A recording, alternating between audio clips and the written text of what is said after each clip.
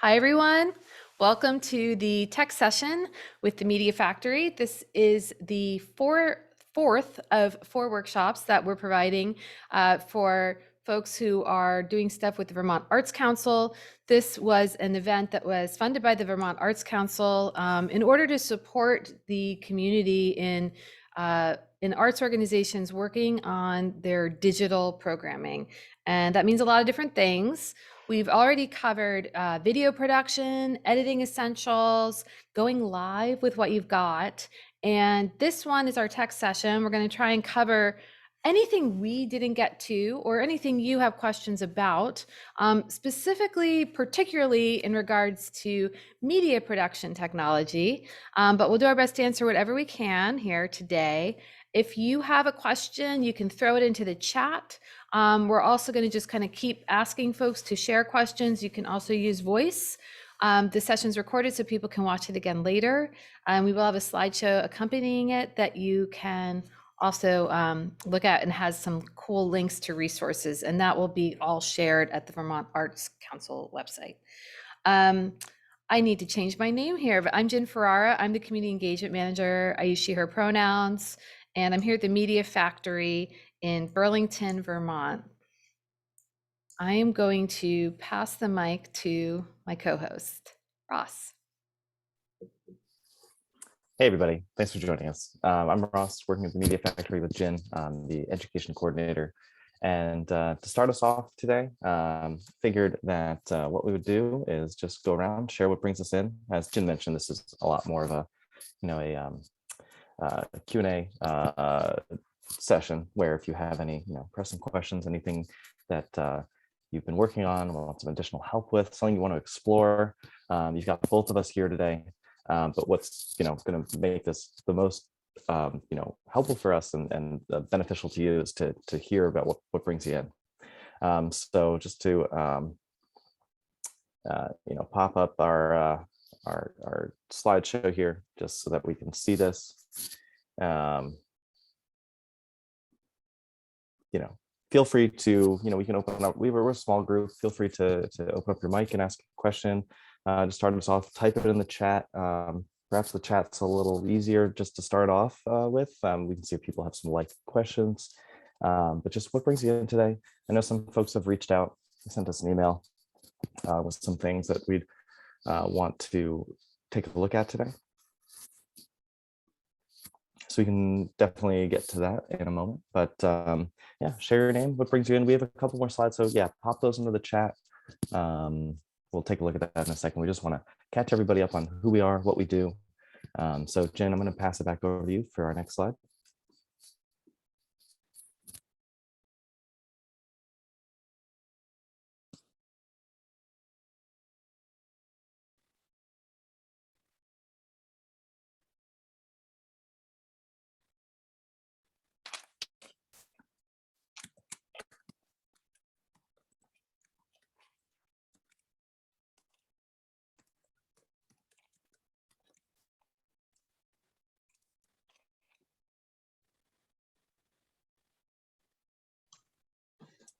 And Jen, I think you're muted.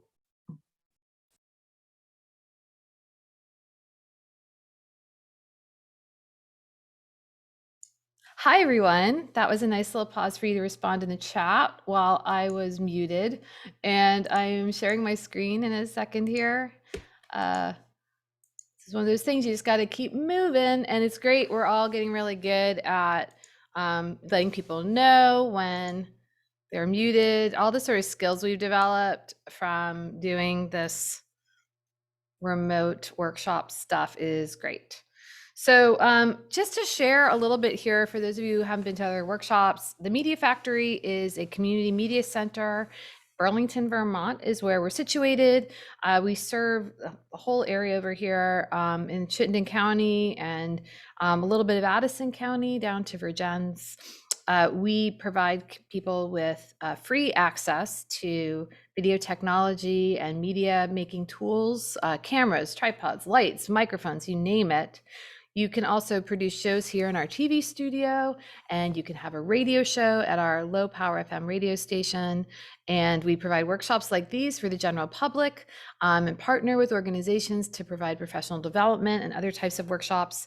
And then we distribute work. So you can create work here and then share it with the region. Through our channels here. We have cable channels. We also have online, website with the videos streaming online, and we're part of the Vermont Access Network. There's community media centers all over the state. So if you're not here in our area, you probably have one in your backyard. And altogether, we produce content for the Vermont Community TV channel. So it's a statewide community television channel. So we love working with arts organizations and folks who are doing work in communities, bringing people together. That's kind of our jam on the media side. So we're really glad to be here with you today. And just let's take a look at the questions folks have.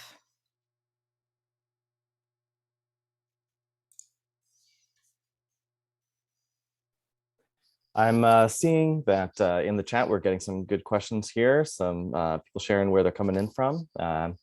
And just so that everybody, just to spark some ideas here, help out with the brainstorming process of what we might talk today, here are some of the topics that we can cover. Jen and I here at the Media Factory, we're many years of experience working in the field, but also we've developed a couple dozen workshops over the course of the last several years for the Media Factory. So we have a wide range of workshops that we can pull resources from, things we can talk about, but just some things to spark the inspiration here. We can talk from everything from pre-production to post-production, from production planning to thinking about what tools we're going to use during our production roles, how people might be involved, post-production work, what some of the things we can think about when we're editing are, how we might then move that to distribution and getting it out there so people can engage and see and be a part of what we're making. And then, anything else. So just leave this slide up for a moment while some more things are coming in the chat.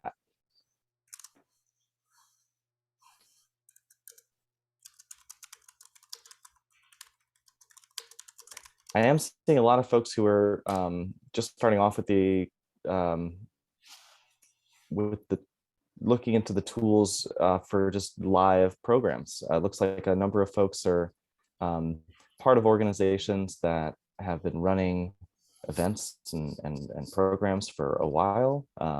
So some of you have met individually and spoken with outside of these sessions. And so looks like a lot of us are here just starting off in the, giving ourselves a digital presence and getting what we do available to people online, which is great. And there's a couple of things that we can take a look at. And I also would recommend that anybody coming in that capacity is taking a look at the last workshop that we did about going live. That workshop, really talked about a lot of the different softwares and whatnot. Happy to go into that stuff again today. But just so you know, if you are joining us for the first time, this is part 4 of a series. And so there are, very dedicated workshops to some of this stuff. So just saying that's another resource if you're looking for some of that too. It will be on the Vermont Arts Council website shortly. Awesome. Oh, I'm realizing now my chat's probably covering up some of that text there on the screen. I can leave this up for another moment, but it seems like that's a good place to start in talking about some of the different platforms we can use, some of the different things to keep in mind when doing online events. I have a question. Yes. Very cross. This might not pertain to all of the details that you have, but our biggest issue that we've come across with trying to broadcast our events digitally are the rights to things and selling tickets to them that are protected and et cetera. And I know we use Vimeo, we had a password protected, but I think we've kind of are on the border of giving up on the concept because we can't sell more tickets than our capacity, and our capacity is already small, so it makes it challenging to sell in-person tickets and live ticket, live streamed or recorded streamed. What sort of content has these restrictions? These copyright restrictions over music or video or? Music, primarily in relation to theater. So Mhm. music theater performances that we have. Obviously, we can't do movies or anything like that, but we have community theater, and then we have a kind of a more professional theater that uses a couple of unions. So we tried it once, and we only have 75 seats in our theater. So I had to then block off a number of seats so we were sure we didn't sell more, tickets than capacity for every performance. I didn't know if that was something everybody struggles with, or if it's just the content that we're trying to go with. Is the capacity about the like rights and permissions or like limit that you're allowed to show? Is that what you're saying? Yes, that's correct. I think that is going to be an ongoing issue. I know we've seen that a lot with live performances when we record events, and there's stuff we have not been able to do, documenting things when there's an issue around the cost being prohibitive for getting permission to do a live stream or a broadcast. It, I think, changes the type of programming you do, and maybe you separate out the live events from the online events, and you think, this might be much more long-term planning thing, but looking at what are things you could do online that don't require a license or are less expensive to produce, and then sell as many tickets as you can, so sort of thinking of them as different things. Because unfortunately, licensing is an ongoing challenge. Radio is a different type of thing than TV. We can play any pre-recorded music on the radio because we have ASCAP there and BMI, but we can't do it for our channels.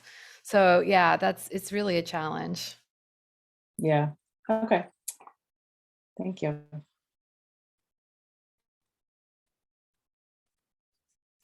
That said, I wonder if reaching out, to the organization that is, providing these pieces,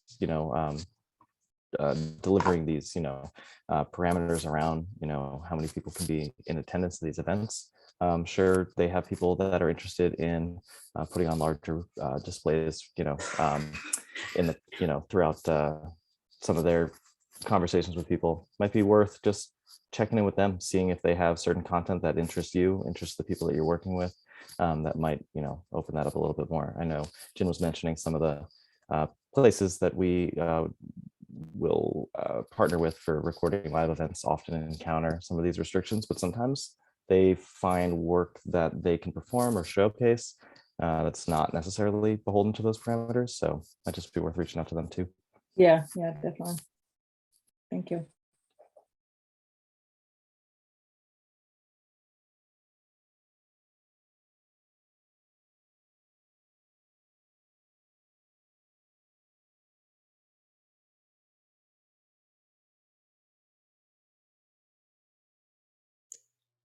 Okay, so we also have some slides we can share, which will hopefully kind of spark some thoughts for you.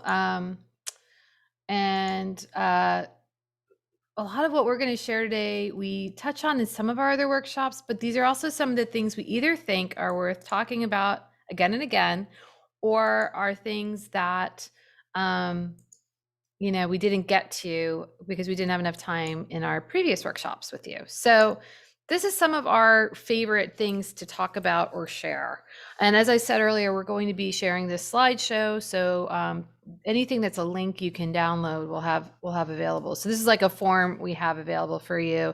Don't worry about reading it. Obviously, it's way too tiny, but this is a production checklist, and this is excellent. This was put together by Jason Raymond, who's one of our board members and who's also a teacher at Burlington Technical Center, where he works with high school students learning how to produce films. And it's just full of really good things to think about. Often you get really worried about turning on the camera and the setup you have in the moment when you're recording, but there's so much you could do in advance to make things run well. And there's some stuff that's really, some of it's really funny and low key, like snacks. If you've got folks that you're interviewing or you're having people come in, working on your crew, and you got to feed them, but you got to be careful not to feed them too much. Finding the sweet spot where you give people energy to keep going and a little perk, but not so much that they're lethargic and can't talk on camera, or, ready for a nap when they should be filming. But there's also just going through your list of everything you need to be prepared, the stuff management. This is a really biggie. Actually, I'm kind of working my way backwards. Talking about your location prep. If you're doing a live stream performance, if you're doing an interview, if you're documenting something, knowing the space you're going to be working in really, really well, where the outlets are, what the weather might be like, and the potential impacts that could have on your production. Crowds, is there a busy time and a quiet time at your space? How hard it is to get there with your equipment? Do you need some kind of like cart to get everything from your vehicle to the location? All those kinds of things become much more apparent when you go on site and you just check out the situation. That's also where you can find out how close you are to some foods or those snacks. Is there a grocery store nearby or a pizza place?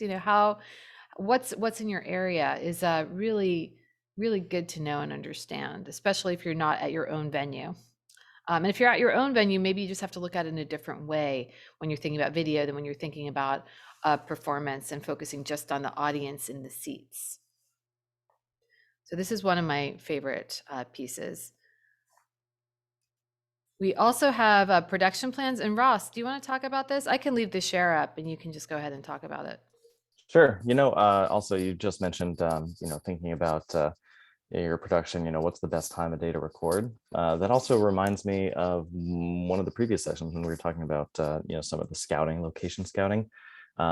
That's the time of day that you would want to visit that site, to see what it's like there. We talked about this a little bit during the live stream session as well.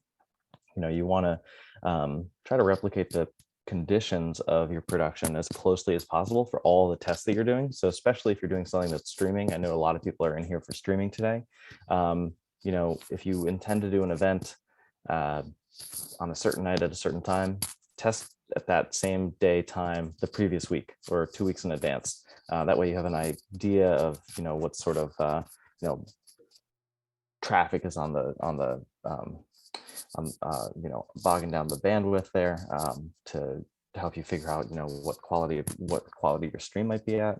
But a lot of these concepts of timing and replication are going to carry through all the different segments of production, and hit upon a number of different ones, live streaming or productions for certain video on demand stuff later to watch later. And that's where a lot of these production plan sheets can come in handy. This is a template here. You can see it on the left side of the screen. I have no idea what just happened. I apologize. We'll get you right back. As you can see, we have a lot of materials we can share with everybody today. So our production plan here on the left side, basic template, but just some of the things that you want to know about, especially when you look down, you got the cast and crew. It says name and role. I would put contact phone number. If you're doing a shoot off site, a place that's not your own organizations, who owns the site, who's your contact if anything happens there, be it tech or just, are the doors locked? Do you have to get in there early? Can you not connect to the Wi-Fi? Is it somebody's private LAN that, people might want to be notified about? We are doing this cool project this summer where we're recreating the Star Wars A New Hope film. And, a lot of those scenes have, some action, some combat, a little bit of violence. And so, a lot of people have been asking, how do you film some of this stuff with, lightsabers and blasters, out in the world? And it's, get in contact with the right people, let them know what you're doing ahead of time, make sure you have their numbers. That way, anything, any questions arise, you can know who to call. The right people are already informed. So a lot of that's coming down to the production planning here, and just making sure that when you get to your site, who's involved, where they're going to be, what the gear is that you need, what the props are, who's bringing that stuff, how long do you have access to this for, and then the people, how long do you have access to them for? You know, you can't just expect that everybody has the same schedule as you in a production. So, you know, really finding the best times to work with people, and then being prepared with your shots, what you're going to shoot when you're there. It's really important that that is a really primary thing to think about. You don't want to go to your editing site and realize, oh, a shot of this thing at that place would have been great, but I don't have that, and I can't go back there now. I don't have the people, the tools. You know, this same thing goes for interviews. This is why, you know, a good interviewer will maybe develop their questions well in advance, maybe have a pre-interview session with the person, do some research on the person. You want to make sure that once you leave the production, you're satisfied with everything that you've captured in that moment, because it's often really hard to go back. I see, Judy, your hand is raised at the moment, so I'd like to call on you and see if see what's up. Thanks, Russ. Yeah. Do you have, where does the emergency planning come in? Like, let's say you have an outdoor event and rain happens and you have a backup to go inside.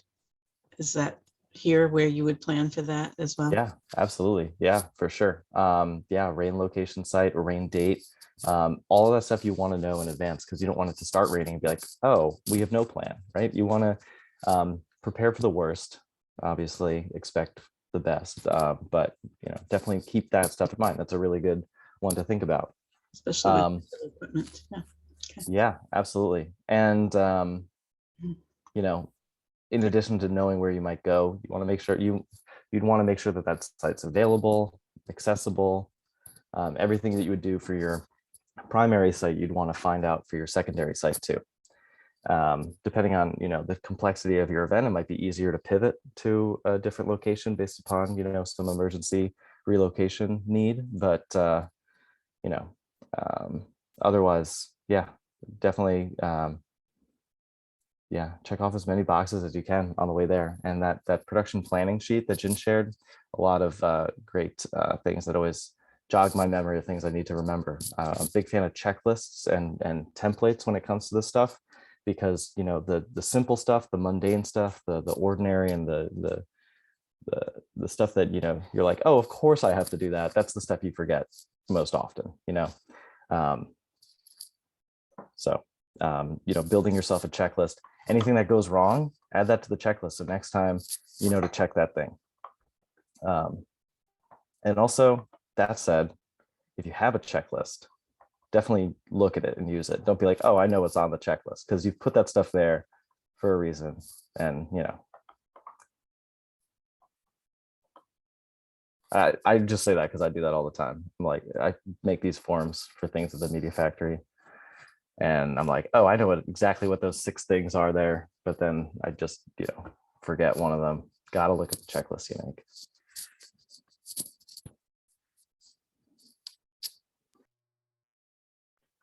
Yeah, agreed.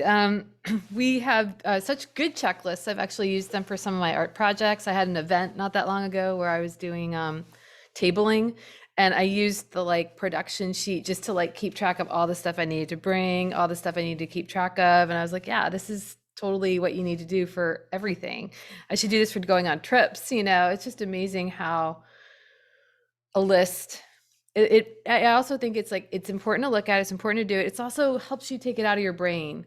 If you're someone who gets anxious about events, I will say that as much as I've done this for most of my life, I still get anxious before workshops, you know, just to make sure I covered all the bases, I got everything.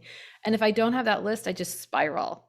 You know, I'm just like, oh, I need to do this. Oh, I need to do this. Oh, I need to do this. And it's like, no, you wrote it down. It's good. The other thing that's, I think, really big and hard when you're in a small organization is to get help. You know, don't try to do this by yourself. This is a great place to bring in volunteers. You know, this is something people can do. They can help you. You know, you can find people who are really interested in filming, or who are interested in learning about, you know, more about the behind the scenes of your events, and somehow giving back and supporting your organization, who are also reliable, right? You need a person who's going to show up, but this is a great place to like get the help that you need. and make sure you ask for it, because it's just too much to be keeping track of all the things that are going on, especially if you're doing a ton of work on running the event. This is like a second job, having the stream of the event. And so really consider that. And you know, long term, I think you should think about budgeting, you know, as you're budgeting for your programming, what those costs are going to be for you, whether it's staffing or equipment. I know we just had the cycle with the Vermont Arts Council for a budget. I think time is a huge piece of it. It's not just the gear. The ongoing thing is going to be people helping to do this, so that there's enough people on the ground to make sure that when things do come up, you've got coverage, and you can focus on the event itself as well as the capturing of it.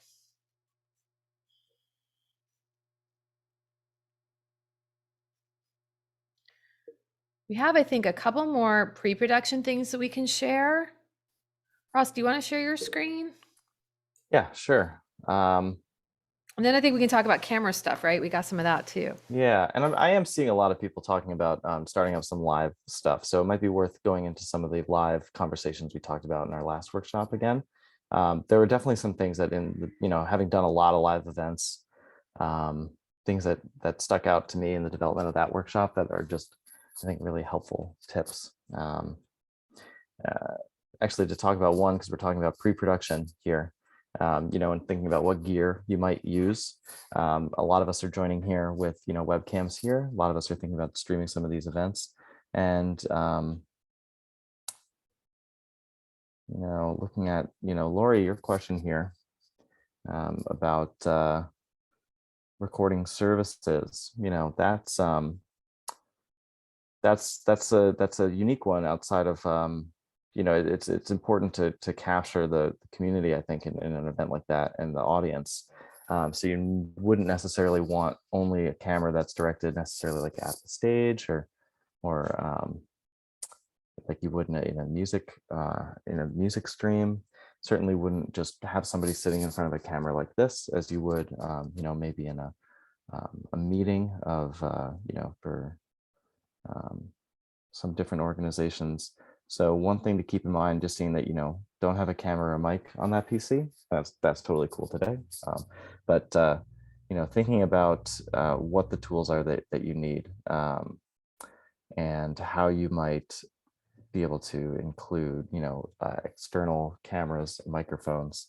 It's interesting, we talk, about these live stream events. We're doing one right now. But we're using tools that we wouldn't necessarily use, in our other events. So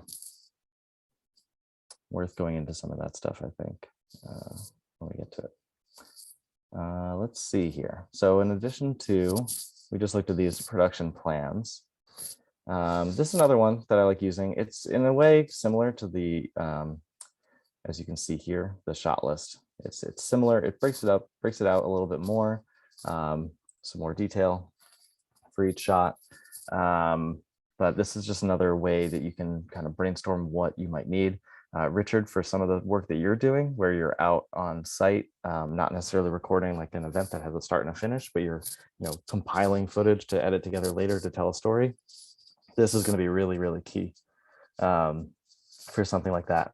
And you don't want to go overboard, but you definitely do want to really think about everything that you'd want and shoot things a number of times.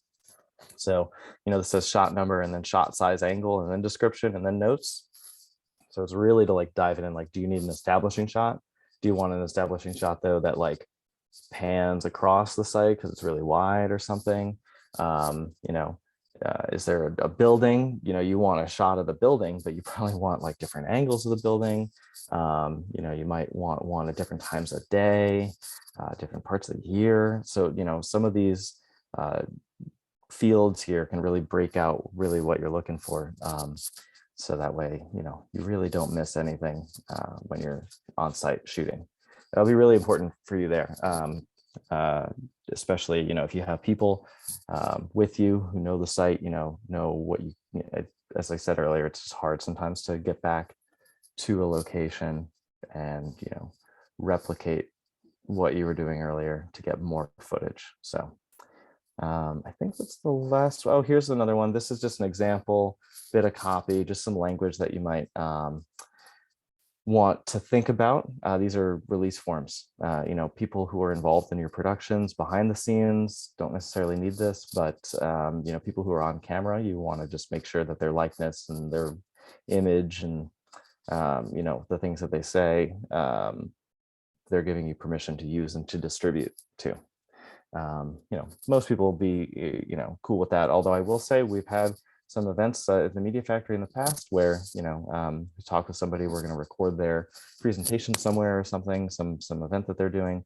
And then, you know, we have so much conversation with them that, you know, we don't, well, okay, this is not a very specific one that's happened before, but you know, we have had people who then say, hey, I am not happy with how I was, so I don't want you to air it. And you know, certainly if you don't have a release form, that becomes a bigger problem. If you were to air it at that point, we were like, okay, that's cool. You know, we'll try the recording again sometime in the future, but you know, you just want to make sure that people are consenting to their appearance and what they're saying to be representing themselves to the public. This is especially true if you're working with organizations or other groups that may you know, have a particular message that they want to uphold. But generally anybody should sign a release form. Richard, I'm seeing that your hand's raised. Yeah, so along, you know, the lines of what you're talking about right now, if we're recording a live program that has an audience and maybe there's questions from the audience, and so you know, the camera captures an individual asking a question of the presenter, and then you know, that's going to be either, you know, shown on TV or uploaded to YouTube. You know, is there like a protocol for like giving people a heads up ahead of time, or would you suggest anybody that's going to be speaking and therefore captured on camera, you know, ask them to sign a release, or, you know? Yeah, that's a great question. There's a couple of ways to go about this. You know, anybody who's like very specifically on camera, like if I was recording you and myself doing an interview, I'd get you to sign a release form. If you're in a public space and it's obvious that you're recording, either with signage or with the equipment being very visible, then for people participating in like an audience way, you know, they are, you know, if this is in a public space, then, you know, then they can, that they don't necessarily need a release form. I would just think about the level of involvement. There's sometimes you can write blanket release forms that, like if you're working with an organization, Jen, you might know a little bit more about some of the stuff than I do, but you know, definitely anybody very specifically who's on camera being recorded needs a release form. And then how you address the next folks, either with like blanket release for the site or working in a public space where it's really obvious. But Jen, any other insight into that? Yeah, I think you can do things like, you know, you could have it be part of your ticketing. So this is for events. So if you're doing a ticketed event, you could say, you know, this will be recorded. By purchasing the ticket, you're giving permission, you know, for us to record you as an audience member. You know, there's like ways that people do that. There's a lot of language out there. And then in terms of like live events or other like public spaces that people are walking through, there's sort of this understanding of the accepted anticipated amount of privacy a person has. So and this is a little bit about common sense and what you would like really be running up against if someone took offense. Like, so yeah, if you're out on Church Street, for example, and you're filming people walking by, fine. If you zoom in on one person and follow them while they're shopping, yeah, they're in a public space, but that's super creepy. So, you know, like when would you feel like you kind of have to like think about like what's the level of comfort and expectation of privacy someone has in a public environment? Being captured, just moving about, or like being in an audience and clapping, cool. Getting a quick shot of a person reacting to an event, great. Staying on that person for a long time, not great. So, you know, it's this is not written, this is not legally defined stuff. This is just what I could say, sort of common sense recording. I think that in general, you want to get release forms for anyone who is going to be performing or interviewed, appearing on camera, where they are the subject or a principal part of your content. And then other than that, you know, there's a lot of ways to do it. If you're doing a performance, the performers are probably also, you know, there's some way that you're probably already having some documentation and agreements with them. This is just another piece to add probably to some of your existing stuff that you're going to be recording this event. One of the things you can add to that, which is a little bit in that release form, is where you're showing it. You want to say that you're giving me permission to use it for promoting and whatever, but you kind of can explain what you plan to do with it. I think that people are more and more savvy about legal documents these days. And if you say, you know, I get to use this forever and ever, you know, that is legally what a lawyer tells you they want to see. But you also just have to think about, I'm using this in association with this production, this project. I'm going to use it to promote it and whatever I need to do in relation to this project or to promote my organization. That's the kind of language people, you know, you kind of want to think about. Just letting people know what they're getting into, basically. I think we have a couple other things that we can share that I was going to share my screen. And Ross, I added a slide, and maybe we can look at a couple other ones to add regarding live streaming. I'm going to just mention this one real quick and then move to the next one. So this is a video editing log sheet, and I'm just saying this is the other type of sheet you have after you film. Less so for a live event, more so for interviews or for assembling a film from a variety of sources. This is where you're keeping track of what's happening in the recording, and you're making notes. So if you interview someone and in the first minute they answer the question, but at the third minute they answer it more the way you want it to be, this is where you can say, that's the one I want to use. This really speeds up your editing time later. So we highly encourage you to use log sheets. So that's a lot of the documents we have in here. I'm going to jump over to talk a little bit about cameras, in particular for live stream. So this is actually copied from our live stream event that we did before, to talk a little bit about the types of camera you might want to use if you're streaming a performance or an event.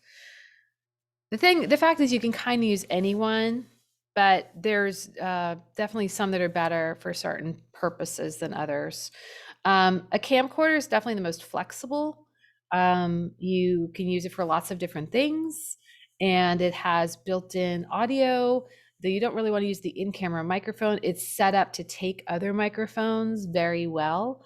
You can use any microphone with a camcorder to, you know, professional quality. Older microphones still work great, you know, really sturdy ones that are like handheld mics and things like that.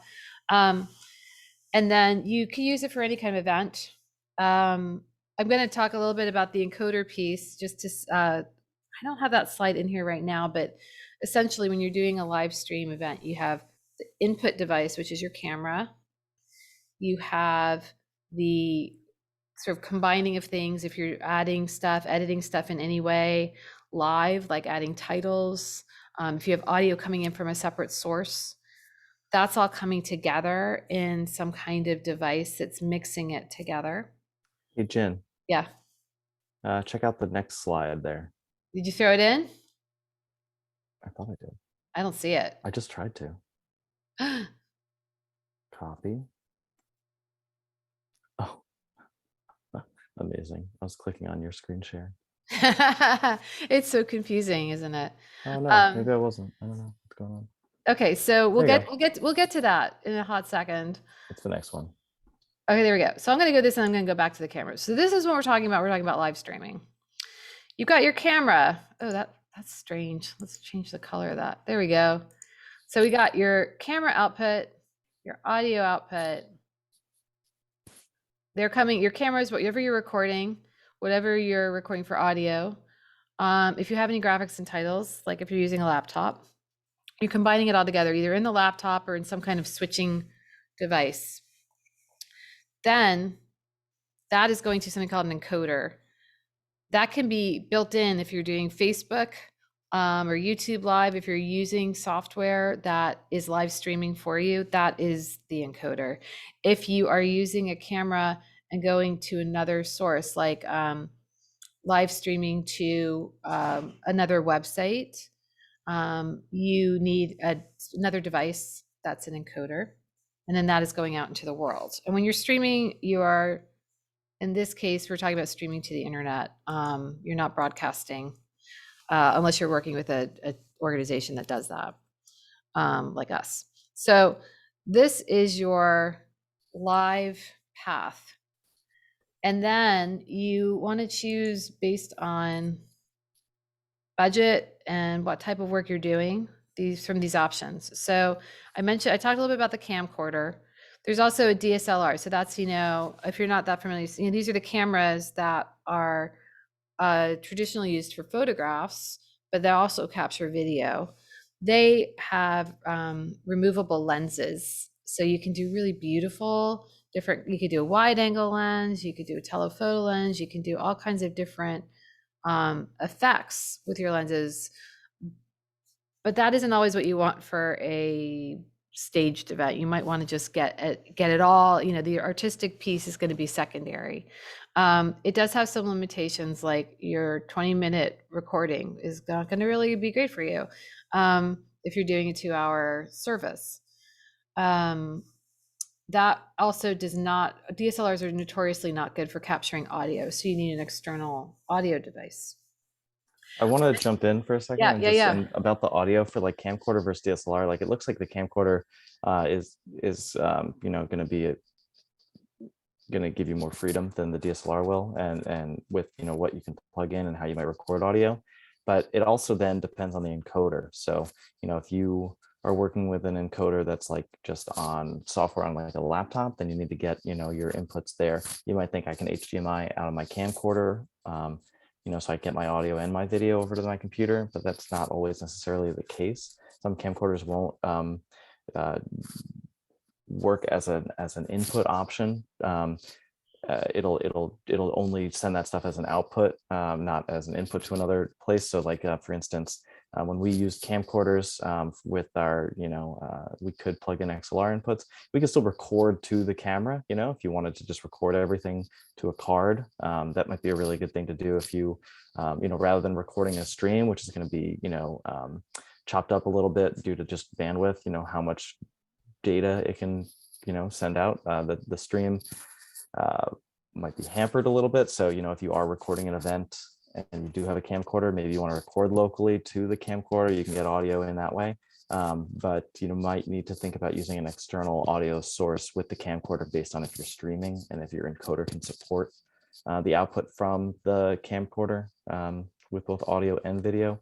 In our workshops, when we use a camcorder, we're using our mics through a mixer into this. Like if we're doing something on Zoom, we'll do camcorder to an SDI out from the camcorder. That's the type of cable signal flow there, and then that to the computer, and then audio separately. So just a note that based on what parts you're plugging in, some of these things might change. And again, always worth testing. This is why an access center near you is really helpful. They might have some of the equipment that you want to try before you buy, but also you could also just work with an access center that can hook you up with the right stuff that you need for your project. We're throughout the state of Vermont pretty aware of this stuff. So you have an ongoing event that fits within the mission of your access center, that being a non-commercial and locally focused program. I'm sure reaching out to the folks there, they'd be happy to support you through some of these setups and provide you with gear. So sometimes that just makes it more affordable for organizations. And plus you have the added bonus of, the tech help, the tech support, and also the distribution through your center too. So just wanted to jump in with that. Yeah, those are great points. I mean, in general, you're going to need some extra audio support for any of these things. So, whether you're going to a mixing board or you're just needing external microphones, this is an additional piece of the budget that's really important to have. I definitely want to talk about PTZ cameras based on Lori, what you shared. Anyone who's using a fixed space. So for example, we use these are remote controlled cameras that are, you really can install them in a location. So we do municipal meetings. That's a big piece of what we do, capturing meetings from beginning to end. And in a town hall where all the meetings are being held, it's a great place to install PTZ cameras, because then you can set them up at a few different angles. So now you've got your like multi-camera setup, and then it's all going to a laptop, where you're going to be, and a switcher. There's some extra devices here, but if you are going to be routinely recording in the same space and you want a multi-camera setup, this is a really great way to go, because you could train a few people on how to do it, and then, but only need one person at a time. A lot of our productions, we have a single person is going out and filming a meeting with these devices. So it just is going to simplify things. It's definitely going to cost more at the front end, but it's something that could be very reliable and very comfortable to just have that setup ready to rock every week. It also requires an encoder. It does require it requires additional audio recording. So, again, we're kind of saying the same thing again and again with all of these cameras. There's some slight differences. The last one being probably the most flexible, but also the most unpredictable in some ways, is your phone. You can do streaming directly to an app like Facebook, YouTube, Twitter. I don't know, you can use a live stream from your phone. You can use an internal mic, but you need an external mic. It'll be much better quality. You can do this pretty quickly, and you could try it. This is a great way to just try live streaming. Before you buy all this really expensive equipment, see if the other parts of what you need for a live stream are going to work for you. The location, the capacity for it, the reception of it. Are people going to watch it? This is actually a really worthwhile question. If you record it, are people going to watch it? Because if you put all of this money into doing something remote and 2 people tune in and you were hoping for 100, maybe you want to do things differently. Maybe you want to have outdoor events, or think about these kind of options, or have something that's very much about engagement, but not something where people just passively watch. I think that's just very much worth considering before you buy a lot of this equipment. So trying it out with a phone is a great way to do something. The main problem with a phone is it's a phone or a tablet. It's got other stuff going on. You've got emails, you've got, most of these devices are assigned to a human. A person has the account for it. And so you just kind of run into gotchas where, someone calls while you're filming, or, they also tend to, the batteries get eaten up pretty quick on these. Or, just all those general issues that come with phones and tablets are going to be coming now to your live stream package. But I think these are really, we're going to share these slides. I think these are really good things for you to start thinking about. In terms of the actual devices, we can share the ones we have, but I would encourage you, the thing about technologies is new stuff every 3 months. There's something new out there that is working better than the thing before it. And I think live streaming is a particular interest for people. So this is a place where the technology is continuing to advance. And I would really encourage you to just kind of do some Google research, like read some reviews of products when you're getting ready to buy, because things do change, even model to model year, with some of these things. The PTZ cameras specifically are like getting more and more affordable and easier to use. I remember a decade ago, we bought a set of PTZ cameras for events, and it was incredibly expensive, and it took a lot of time to set up. Now they're kind of just like, you plug them in and you can just go for it. And as was mentioned earlier, they're so good for, consistent routine locations because you can install them. And if you have a small crew or no crew, one person, you can have one person operate all those cameras. You need somebody operating a camcorder or a DSLR camera unless it's just in a fixed position, you don't touch it really. Or you just have like a crew of one person just using that camera. But if you want multiple angles, like Lori, your setup, PTZ cameras are great. They could be really expensive, but they're becoming more and more affordable all the time. And they're honestly so cool. They're just cool. That's the biggest takeaway for the PTZ camera.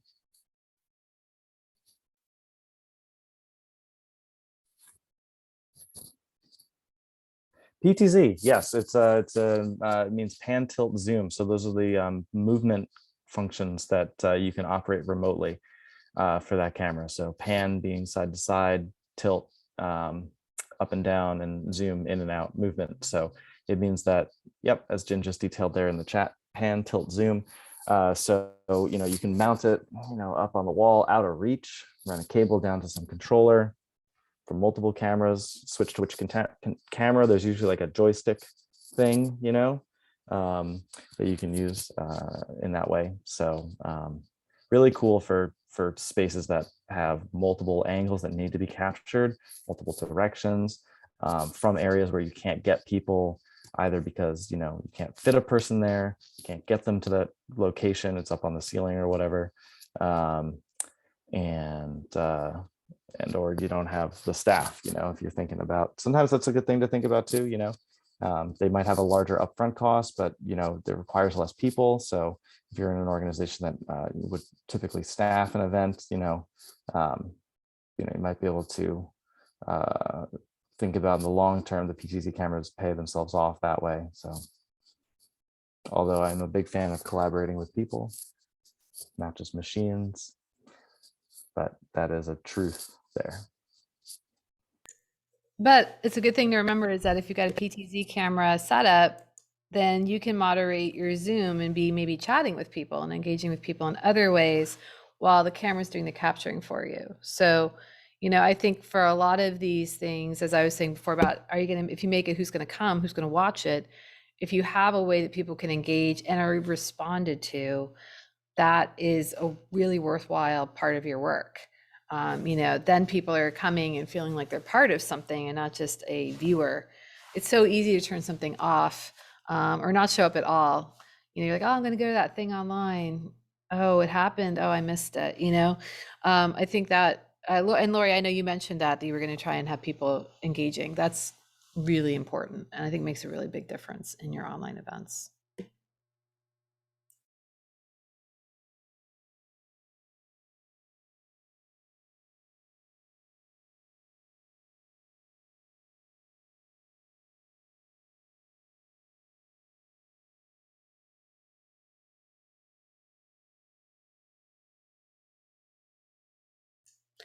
So we could pivot now to some camera stuff, more camera stuff, like talking about some of the elements of videography. Ross, could I pass it to you? Can you share your screen? Let's dive in. What should we take a look at here? We got a number of things. White balance is a good one. It's also next. Let's go there. Have you ever seen something that looks like this? A bread and puppet event, but specifically the color here. So if we were to, I wish I could like just put something over this, but if you just look at, let's say the bottom half of this, the audience, everybody looks kind of cool, in color. Yeah, blue toned. A lot of blue shirts, a lot of white shirts that look a little blue. So, comparatively, the orchestra looks really warm, red tones, orange tones. Sure, we've got like the wood there of the instruments that really, looks really rich in color, really warm in color. But also if you look at people's skin tones and if you look at the front of the stage versus the back wall, we can assume that they're not exactly the same white, but clearly they're very different whites in the recorded image. This is because of the color temperature. So this is a challenging shot because you have two different light sources. If you've ever noticed, midday sun, morning light, the afternoon glow, the evening glow of the sun itself always changes color. But our bulbs, we know the fluorescent bulb is often a really stark and like bright, but like cool light emitting light. If you think of like the fluorescent bulbs you might find in a large building, like an office building or a school. And then, some bulbs that we might have at home might be a little bit warmer. I know I like a nice warm glow to a light if I'm, in my chair and reading a book. So different color temperatures. When you buy a light bulb, you can often see it's measured in Kelvin, K, the temperature of the bulb. And basically videography, photography, none of that works right without light coming into the camera. And the temperature of that light is going to hit the chip of your camera and tell it what the image is. But now the cameras are able to capture images from any color temperature, but the camera doesn't necessarily know what that color temperature is. They're getting pretty smart. They can detect what's white and adjust from there. So that's going to piggyback on the original thought and process here, which is known as white balance. And it's if you define what white is to the camera, it'll recognize what that color is and adjust other colors accordingly. Sometimes it's a little off, right? Because like what it recognizes as white, we might have like an eggshell white, which is like a little bit, what is that? Like a little denser and warmer, little darker, more of a gray. It might not exactly expose that correctly. So you might need to do a little finessing with specific color temperatures. But it's something you want to do before any time you hit record in a space. You might start to recognize what the color temperature should be set to. The camera might already still be on that setting if you're doing this in a space that's pretty consistent and it's not a changing light. For instance, a room that doesn't have a lot of influence from windows where the sun's light will be changing, but the interior light will stay the same. So, you might find that over time, it's already locked in, but you always want to make sure of this because individually, both of these halves of this image look a little off. Like the orchestra is a little too warm, right? Everybody looks a little flushed in their skin tone. And the foreground is really white, really like too bright. Too cool. Like you start to see less definition in some of the shirts of folks here, especially some patterned shirts and whatnot. So both of these don't work necessarily on their own, but then together it also just looks so weird. It's true in an event like this, you can't always control it, right? This is probably a space that has, if I'm right, has natural light as part of the the larger space. But if you are if you have your own event venue and you're setting things up yourselves and you can control the temperature of the lights, think about how your audience lighting and your stage lighting work together, especially if you're going to have it on. And then if you're setting up lights anywhere else, this is where that location scouting goes in, hand in hand again. How much natural light's in this space that's going to affect you? Are there lights? Can you turn them off? Some places that you might be filming, you can't control the lighting around you. And so can you bring lights that will work with the lighting that's already there? There's a lot of LED lights. We have some here that we've shared. Maybe I can grab one again. That's they can change color temperature, so you can actually try and match the environment that you're in, which is a really, really handy thing.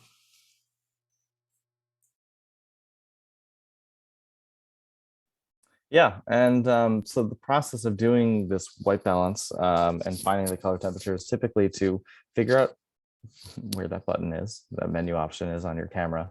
But then, reflecting the main light source of where your subject is back into the lens, thinking of it as a mirror, but maybe it's a piece of paper Could just be a piece of paper.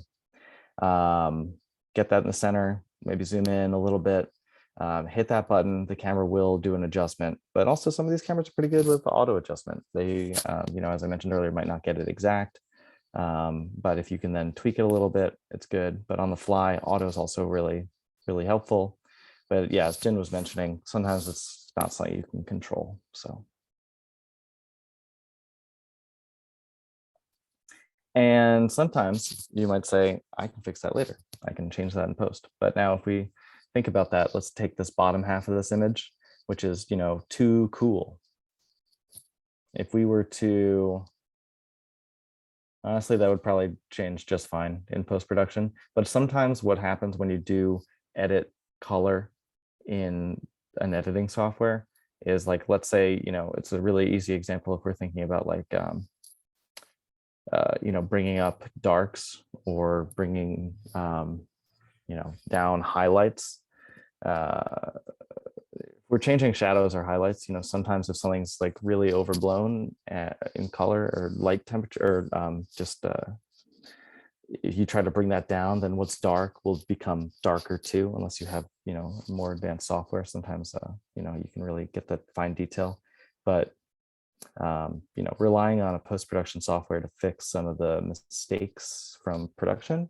And again, this is a challenging situation, so I wouldn't call this a mistake, but, you know, relying on post-production software sometimes, you know, you're going to give something up to fix something. So always best to aim to get, you know, the most complete representation of your shot in terms of video and audio, you know, in the moment. And then if you want to change things and add effects later, you can do that, but shouldn't aim to try to fix anything in post. I think a good example of something that's really hard to fix is if you've got light, like a window here, and then here you've got an indoor light that's yellow, and it's on the same subject. It's harder to correct on the same subject than it is like that, where you almost could draw a line and have a color adjustment for the top and for the bottom if you were using more advanced software where you can mask it. It's very hard to do that with a single person and half their face. So that's the kind of stuff that's challenging, but, you know, definitely worth thinking about. Hey, Richard, go ahead. Yeah, so I just thought maybe I would share kind of what I'm planning on doing this weekend. You know, I work for an organization that is having an event at the Echo Leahy Center with guest speakers that I want to record. And I don't know if you're familiar with how that's set up there, but you know, the room, the big room where, you know, it's like a presenter would stand, has a big bank of humongous windows open to the lake. And this is going to be in the evening when the sun is going down in the west, right? Now they have lots of lights there, but I obviously have this changing light situation happening. There's possibility of just closing all of the shades to block out the sun and just use internal light. But I don't know, you know, other people might not be happy about not being able to see the lake, you know, that kind of thing. But I don't know, do you have any thoughts or suggestions about a scenario like that? Yeah, it's challenging. So I might be able to demonstrate this a little bit because I have a bright light coming in behind me over here, right? Yeah. So, you know, it's not really doing an adjustment depending on what, oh, it kind of did there at the end, depending on what you're recording on and with. A couple things to keep in mind. One, if the person's really backlit, there's a lot of light coming in. Sometimes if the camera's set up like to an auto mode, it might like really dampen the amount of light that's coming in. Might use like an internal like neutral density filter, which is like throwing sunglasses on it, right? So if your person's not really well lit from the front facing the camera, you know, from the camera's perspective, then they're darker too. They might become more of a silhouette. We might see them as like somebody giving an interview anonymously or something. That's definitely a challenge. Another challenge that you might have is the color temperature changing over time. But let me talk about the first one first, because as the sun will set, the color temperature changes as it pushes through more atmosphere. But the first thing, one thing you can do, yeah, you could, you know, shut off everybody's view of the lake, which they might not be too happy about. Another would be to get tight on them. A tighter shot on the person means that, like, you know, if it's really close to their face, there's less influence from the outside. The background light, right, that's coming into the camera and taking over and silhouetting them from behind, backlighting them really harshly. Tighter shots will work.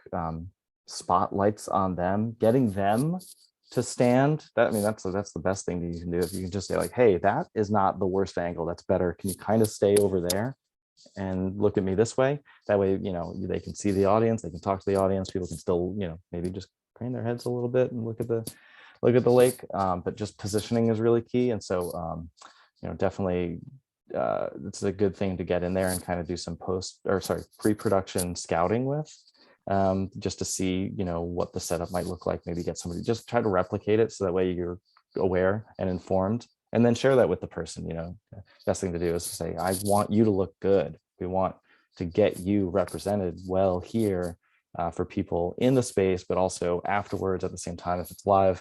You know, coming from that angle, people can, you know, really get behind the fact that you're trying to help them. You're trying to make this work for both of you. You're not just, you know, trying to micromanage their whole thing there, but there's a real effect from maybe some of these changes. And then in case of the sun changing, that's a tricky one. Sometimes an auto white balanced camera will, throughout the course of a recording, recognize changes in light and make adjustments accordingly. Sometimes they don't. You got to know your camera. Newer cameras will, during a recording, do that. Some will just use whatever the auto white balance was at the beginning of their recording and just stick with it. If you are having a camera that's like that, or you specifically chose a white balance setting, then none of those will change throughout the recording. And that's when you want to be aware of that. And it's not something that you necessarily can change on the fly during a recording. So you might at that point need to find moments to stop and re-white balance, which can add a challenge. So, you know, an auto white balance that will adjust throughout the recording camera is great and probably the best. But sometimes there are those moments where you can recognize that they're taking a break. Maybe they're taking a drink of water, or it's a transition between speakers, and you can just cut the stream, cut the camera recording just for a moment. If you know you're doing that, you know you have a lot of people watching, you might want to think about how you might bring up a slide that says we'll be back in a second, or, you know, if you know, you might want to just let people know if you can.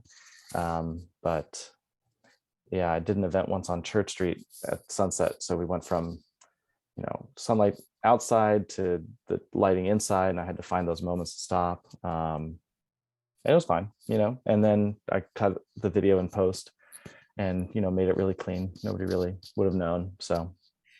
Richard, can I ask you a question? Is this an event that I didn't catch quite what the use is of the recording? Yeah, so this is, you know, for Dismas House, we have an annual celebration. We have, you know, like presentation of awards. We have a guest speaker, that kind of stuff. So I want to record it so that we can, you know, put it on our website, you know, get sections of it, maybe that we would put on Facebook, whatever. And I was planning on using, you know, a UX 180, you know, camcorder, you know, borrowing that from you guys to do that with. So Great. You know, it seemed like that made sense. Yeah. For that purpose. So I think the other thing to think about is, it is, as Ross was saying, incredibly hard to control what the sun's going to do. If you do have it set to an auto white balance and auto exposure, but are manually focusing, that is going to be correcting as you go mostly, if you can't stop to adjust. But if you're thinking about you're cutting it apart, I think the main thing you want to consider, the worst case scenario is if you were shooting one entire piece that then you were cutting chunks out of and rearranging it. So it was like bright, dark, or like blue, yellow more, right? If you're not doing that, if you're using shorter pieces, or you're gonna, if you're using shorter pieces, probably no one will notice. You'll know, but you probably, it'll be subtle in its life, right? Light changes when you're in natural light. So it's not horrible because it will be happening gradually. If you're using a whole piece, if you're using jump cuts between different times, you'll notice it. So you might want to think about some B-roll that you want to record that is either of the space itself or, or cutaways to photos and other video about the organization, so that you can just sort of cover up those shifts. I'd say if you were doing a live stream only, like it's just going to be happening, everyone's going to be experiencing it together, and as long as you've got some auto, so it's not getting so dark you can't see or really radically changing the quality of the image, it's going to be very subtle how it's happening.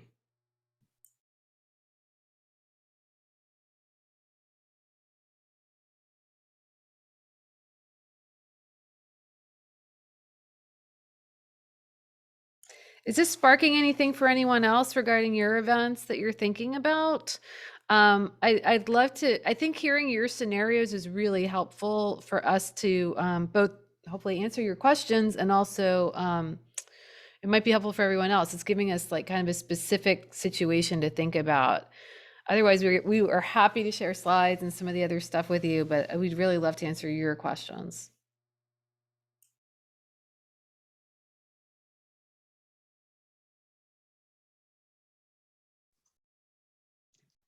Right now, we're doing our services mostly on Zoom. For a couple of years, we've only had 2 services. It's a congregation that I work for, so it's like church services. And we haven't gone back into the sanctuary yet because we have such an online presence now. And twice last summer, we tried to combine having, recording in the sanctuary and broadcasting that online, and we don't have the setup or the knowledge of how to do it. So we were only able to attempt it a few times, and we haven't tried again since.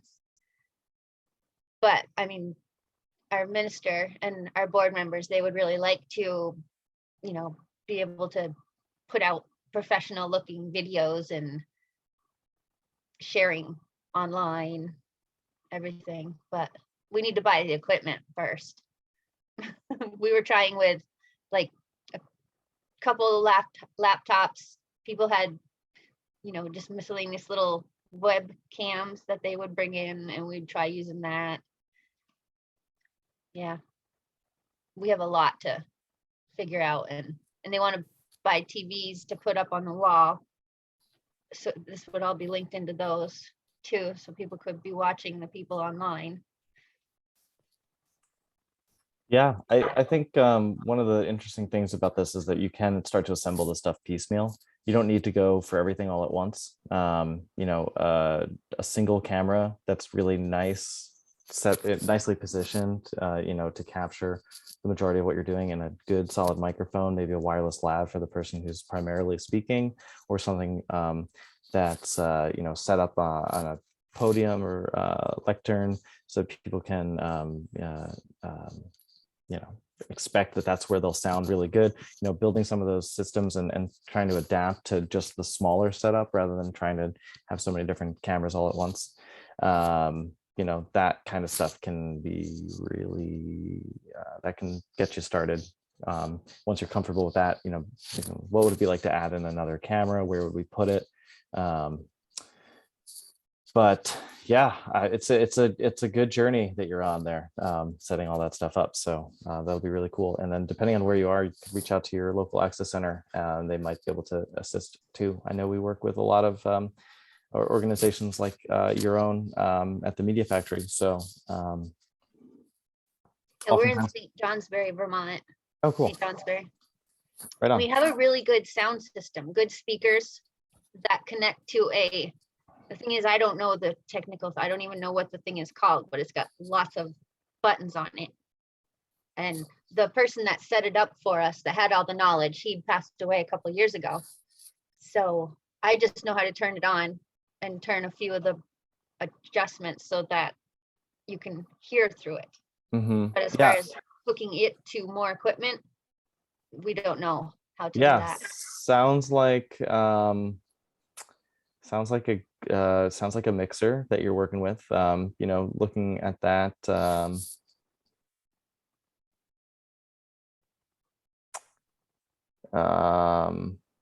Are you looking to get that to a live stream, or do you have that hooked up, or is it right now only hooked up to just the internal space, or is it online? Is it hooked up to, are you streaming that audio through that mixer? Yes, we have like 3 different microphones, and we have 2 big speakers on each Mhm. side of the room. And then you said that you have an online presence. Are you? Yes, but we're not using the sound system because we're all doing it from our homes on Zoom Gotcha. right now. That's what we're doing, Zoom. Yeah. We want to tie Zoom into what is in the sanctuary. Right, right. Yeah, well, that can be done. There's a product that that we've used. There's a mixer. I'm gonna throw it into the chat that we like. There's they make a bunch of these. It's the PreSonus mixers. Those mixers, you take the cables, you plug them into the mixer, set the right audio levels. You might be able to replicate, you know, what's going on with your current setup in terms of, you know, the relative balance of these. I'm assuming this is a thing. Does it have sliders or knobs? Yes. Yeah, Yes. cool. Right on. So yeah, that, you know, you might be able to kind of match that to a PreSonus mixer. Nice thing about the PreSonus mixer is that it's got pretty clearly labeled a USB output, and then you can just plug that into a computer. And then, like, you know, if you're in Zoom right now, you go to the bottom left and you go to your microphone settings, that caret menu there, you have a bunch of microphones maybe Yep. that you can select. If you plug in a PreSonus mixer to a computer that's running Zoom, it'll see that mixer and you can use that. And then boom, that whole setup is now going to both your PAs that are set up in the space for the people benefiting there, but also then going to the people online too. It's a cool thing, and they're not prohibitively expensive. I don't think, you know, a couple $100, but for a mixer, that's a solid deal. And it might really open up the access to your what you're doing. So yeah. Yeah, the one that we have is about the size of a laptop. Cool. Yeah, these are just about the same too. It doesn't sound like a very large mixer, so might be something to look into. And then if you're buying from, you know, someplace locally or somebody you can talk to, they might be able to assist with how you might set that up too. But yeah, there's an access center in St. John's for Kingdom Access. It might be worth reaching out to them too to see if they can assist. Kingdom Access TV, I think, right? That's St. Johnsbury, right, Jen? I think so, yeah. And, you know, another thing to think about regarding that is, I'm sorry, I just stepped away for a sec, is, you know, working with your access center, you can actually create content for the channel there. You know, we have a lot of faith-based shows here. And so one of the things you could think about is having like a studio to do some pre-recorded stuff. And that might be another way to sort of extend the work you're doing and reach people in a few different ways. So you could be creating shorter, you know, maybe like shorter motivational pieces that are really about being on TV, not about the audience. And then you could be playing those, you know, that could be part of the sermon, that could be a totally separate thing, that could be just on the website, like you're saying, this idea. You know, that's one of the things that's great about, you know, community media is, you know, our public access channels really, it's wide open for talking about things and airing them as well in the local community.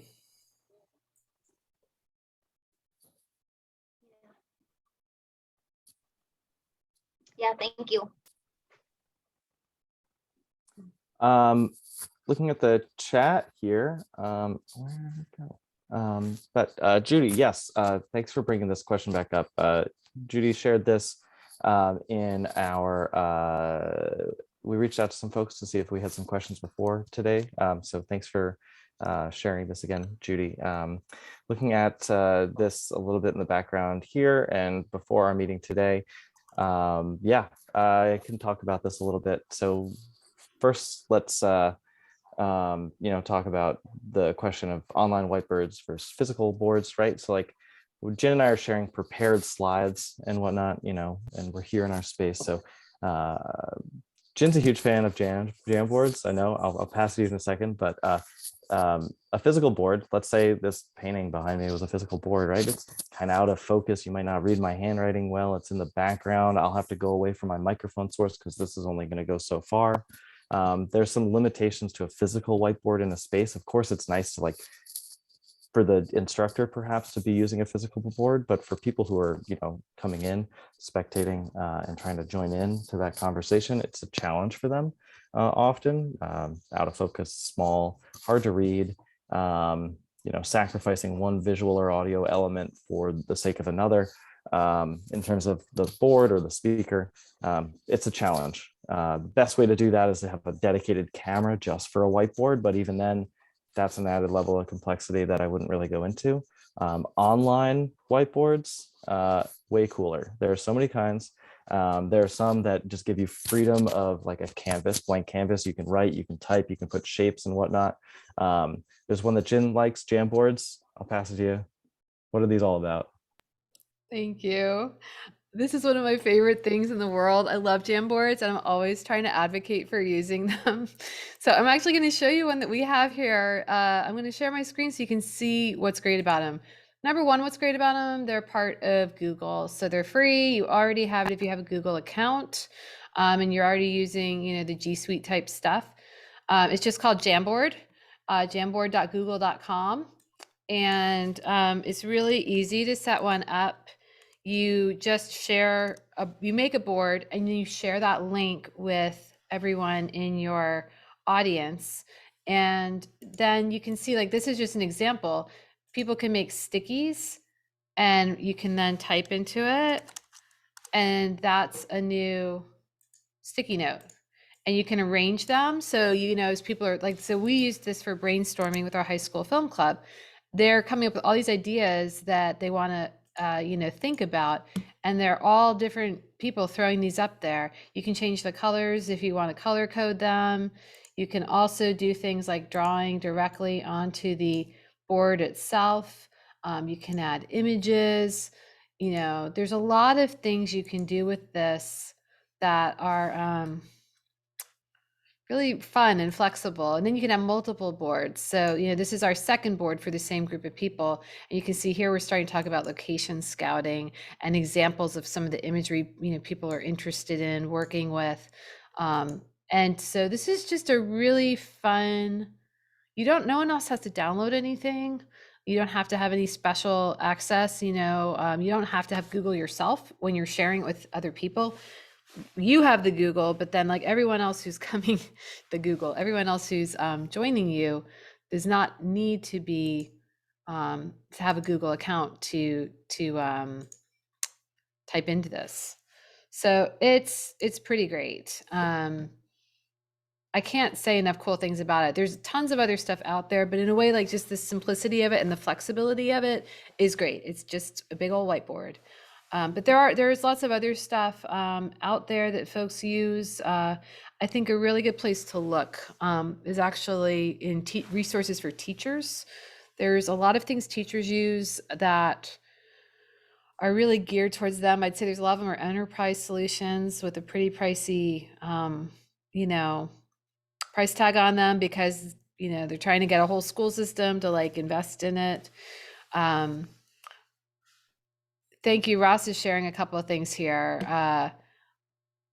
There's definitely other things out there. And I can't recommend anything at the moment other than Jamboard, because once we started using Jamboard, it just was like the easiest, most direct thing to do. We could have other people who had Google set up their own, you know, if we were like doing a workshop, we could have someone else be in charge of it. It just has a nice flexibility to it. So if people are kind of old school and used to writing on the chalkboard, you know, and so in this case, you would type more? Yep. Is that it? Yeah. Yep. So you just, you type, you could also hand draw with the like little drawing tool.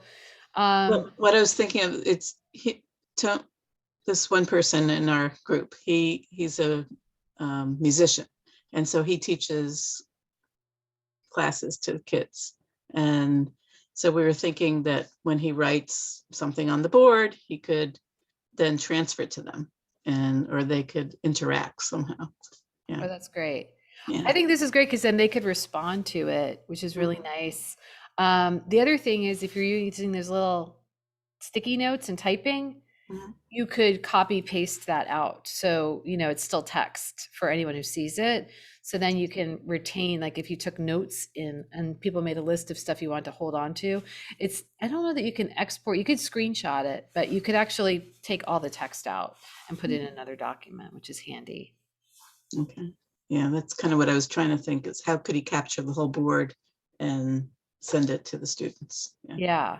I think this is a pretty good thing. I know my child's definitely using Chromebooks and having access to all the Google, apps. You can share a Jamboard. Like I shared that link to the one.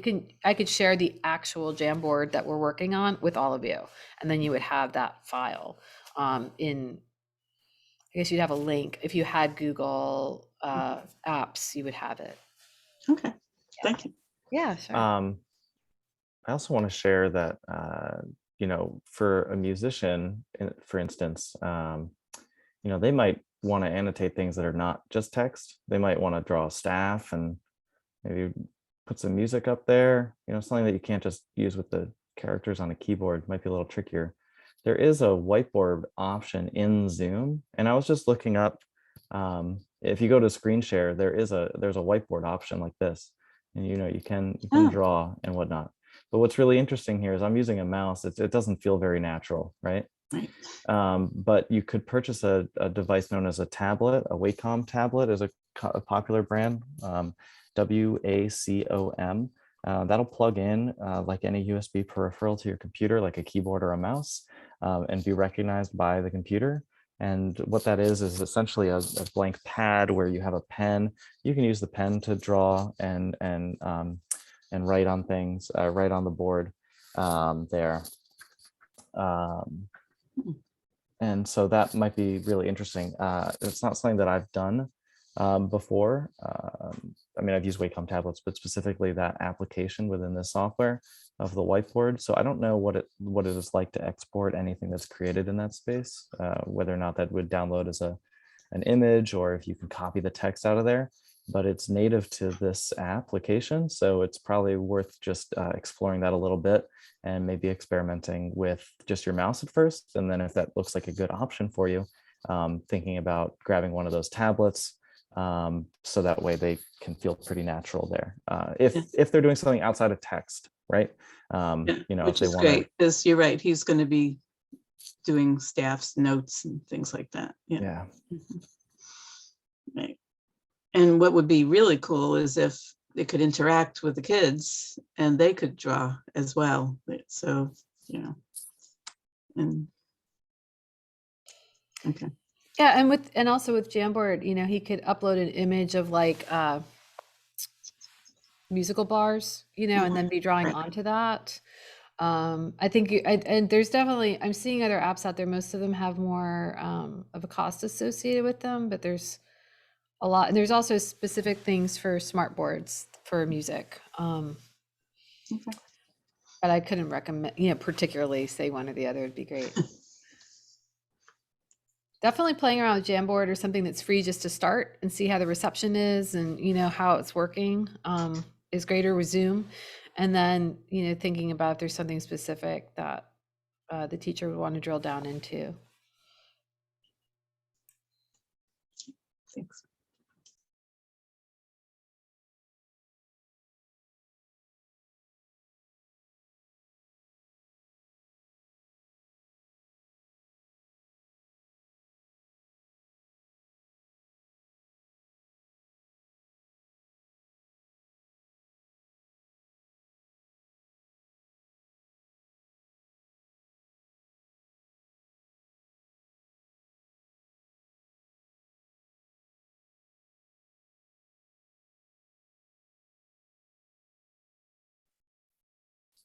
These are great questions. So please keep them coming. Yep. Anything And I'm else that's taking coming to mind here? I'm taking a quick look at our slides as well, just to see if we want to share some other stuff. I think that it would probably be great to talk a little bit about microphones. And I'm gonna share that. Let's see. Yeah. Because I know this is something that we keep talking about, how important it is to have a microphone, an external microphone or audio input when you're doing live streaming. Talking a little bit about the types of microphones you could use, I think is really important. There's lots of great things out there. You definitely get what you pay for with microphones. And many people tell you that that is what makes your video watchable, is the audio, the quality of the audio.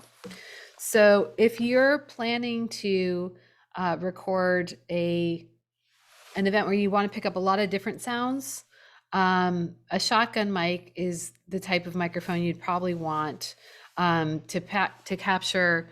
It's directional, but it is also not something you hold up close. So it's not really for one person, it's for multiple people. It's for a larger area.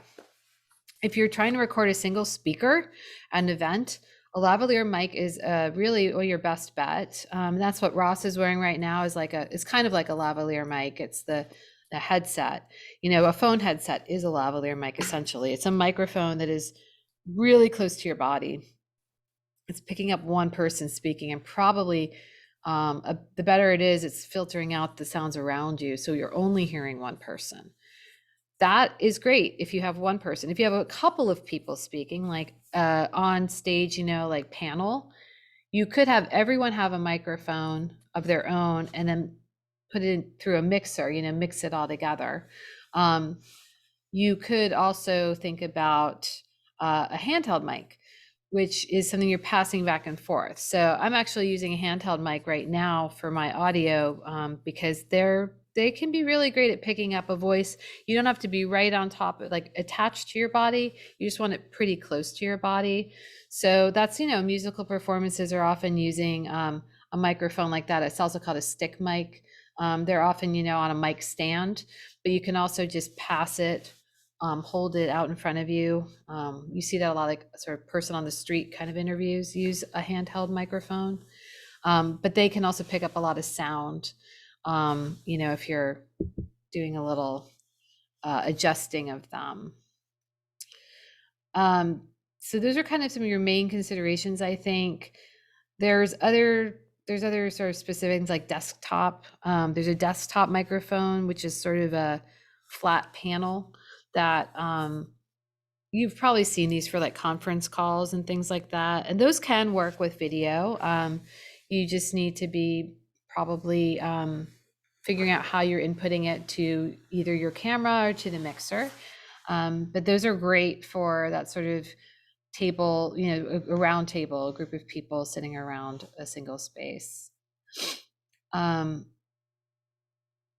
We have here Lightning to XLR adapters. We threw in some of our like favorite, you know, slides.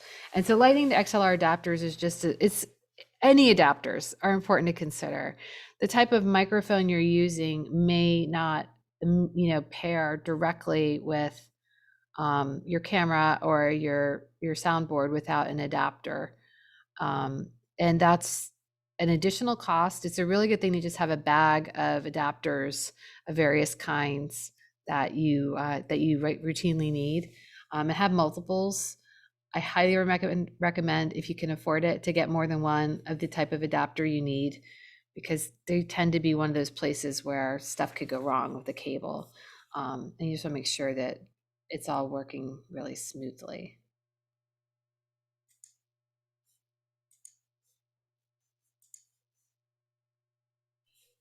We could probably update the slide to not say just Lightning to XLR, but just XLR adapters, because we were mentioning the PreSonus mixers, how those will adapt to USB. Lightning specifically in Apple. Yeah. You know, an Apple thing. XLR, it's another one of those acronyms. It's ground left right. So it's a cable that'll run grounded stereo recording. You'll find that most microphones will use an XLR cable to transmit the sound between devices. It's just kind of a industry standard cable, and that's the acronym, but it means ground left right. So, fun fact. And those have been around for a long time, and they're still considered probably your highest quality audio connection. So one of the cool things is that there's a lot of them out there. And as I was sort of saying earlier, an older microphone that's kind of heavy duty, and you look at it like, this is kind of an old mic, it might be great. It might be better than a flimsy new mic that costs, a bunch of money.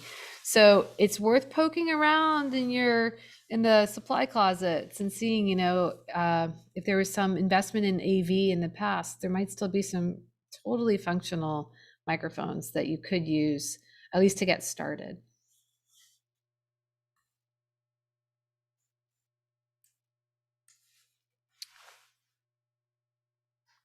I think the other thing we could say about microphones is sort of the same thing we were saying about cameras and, regarding performances. You're making decisions about what you want to capture, and also possibly setting up a space that you can continue to use. And, if you can run microphones overhead, like they have for theater productions, that could be great if you're going to be using a stage set on a routine basis.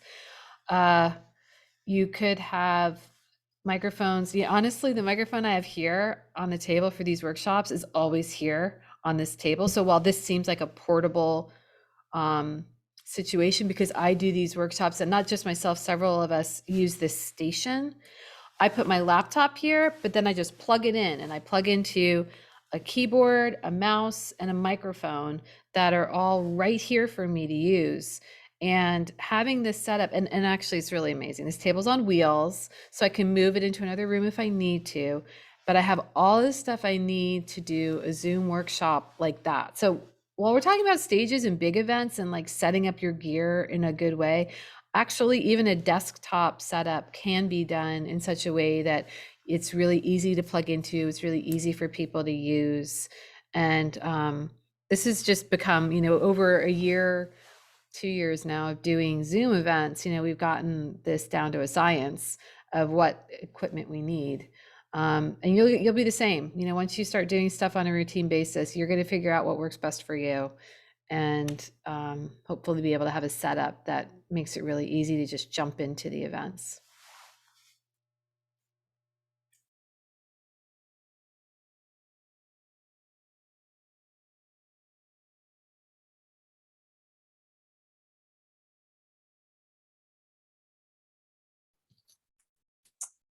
Thanks for joining us, Judy.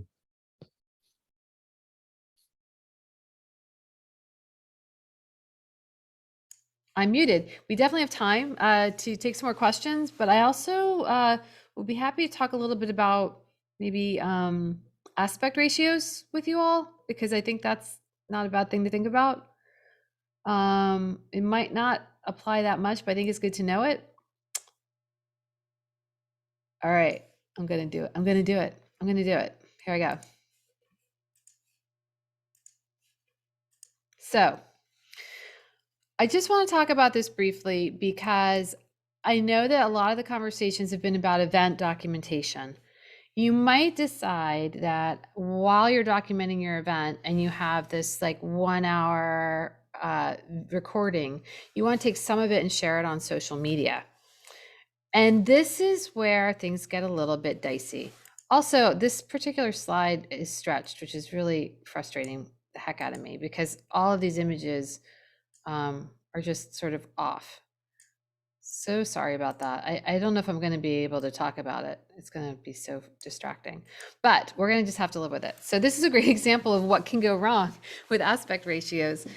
This is a slide that I think was a 4:3 and then got brought into a 16:9 slide deck.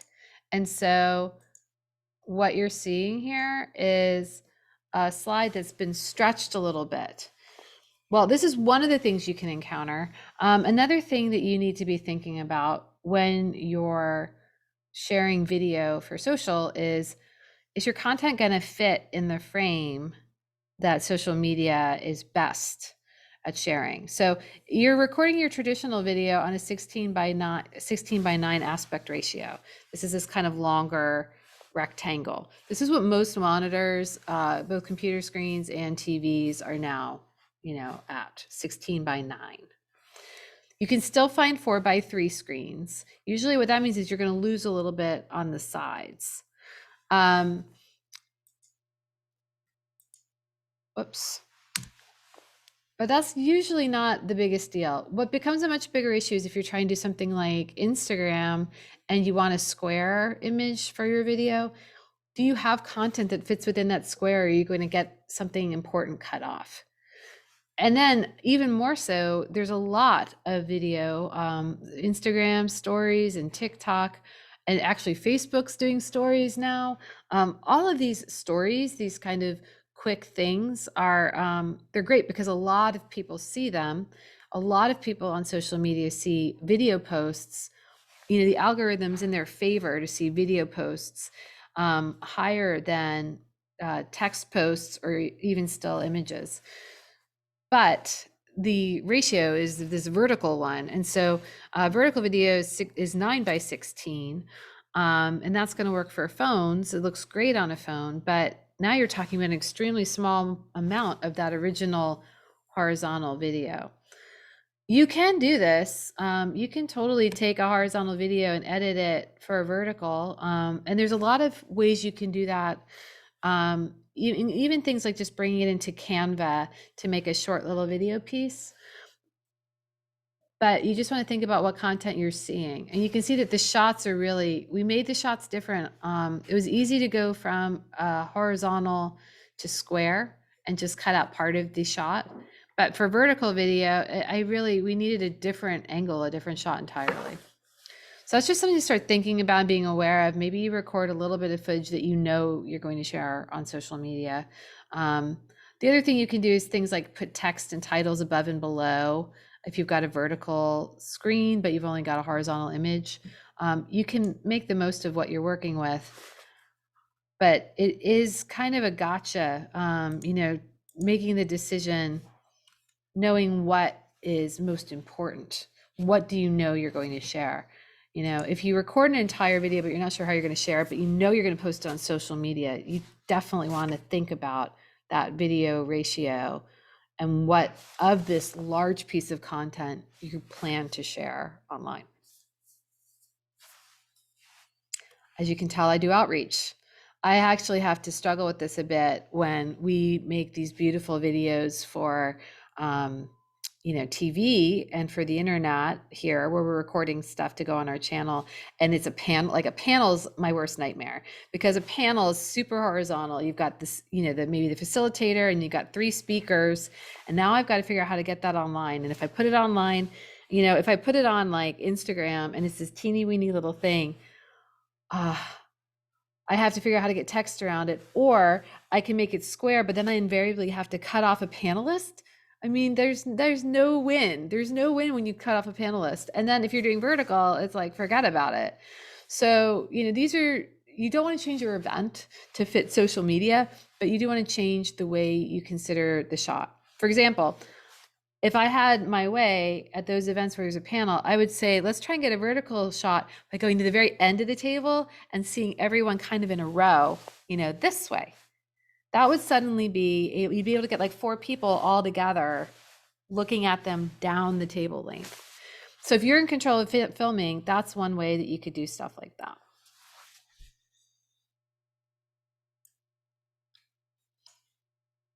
And I hope someday while you're out filming your events, and right now you're like, I don't know if we're going to need this information. I remember when Jen brought up aspect ratios. It'll just make my life. I'll feel it. I'll feel you remembering this moment.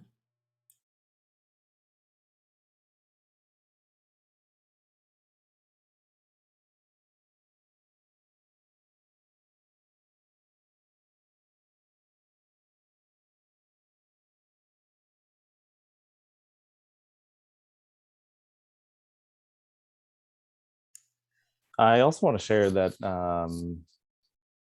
hopefully everybody embarks on some of these projects with some of these ideas that we've been talking about today and previous sessions with the Vermont Arts Council through this course of workshops.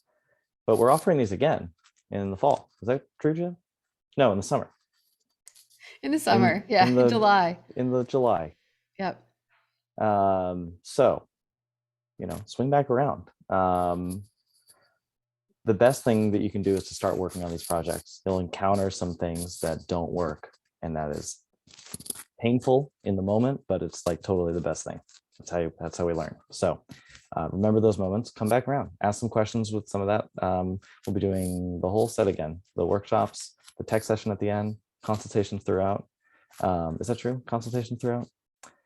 Yeah, so So, if you kind of joined late to the stuff we were doing at the Arts Council, the first thing we offered was 8 one-on-one sessions where you could sign up for a slot to meet with us and talk about your particular technology, media technology questions. And we're going to be doing that again in July, probably more concurrently with the workshops. We rushed them a little bit to get them out in advance of the workshops so that folks who wanted to apply for funding with the Arts Council were able to make that deadline.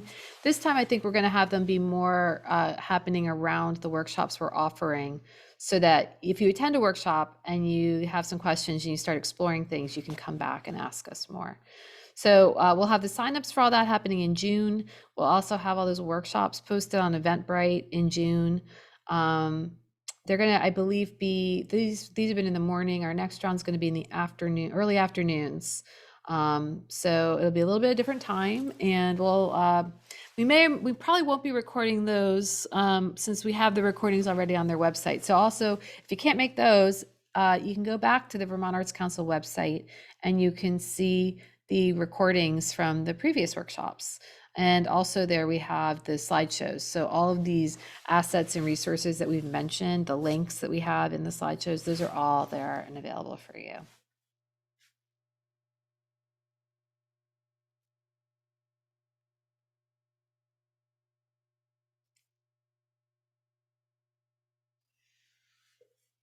Well, great. If we don't have any other questions, I think I'd like to say that it's really been a pleasure talking with you all today, learning about the projects you're working on. Really, really interesting things. I love that you're all thinking about different ways to engage with your community. I really enjoyed talking about some of the technical challenges and figuring out how to work around them. We'll be posting this recording as well to the website and sharing this slideshow that's kind of a hodgepodge of a lot of our favorite hits. So thank you all for being here today. Thank you. thanks everybody. Great to see you. Good luck with all your productions.